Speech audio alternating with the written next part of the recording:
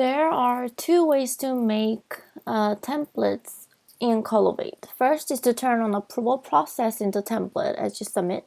And second is to go to template menu and create a template from scratch. First, let's say that I'm going to submit this document for approval, but I feel like I would submit a similar looking file to same people every month from now on. In this case, what I do is to click on this Save Contents to Template button before submitting and click Create Template. And once I do that, it's going to be published under Template menu when you go to My Template.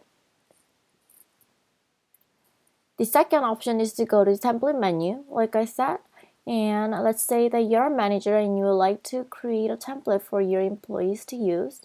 You can go to My Template and make a template and later publish the template to Shared Template, like this.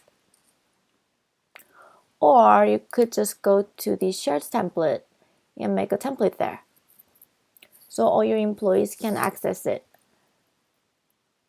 So once you click on this new template, it'll give you several options.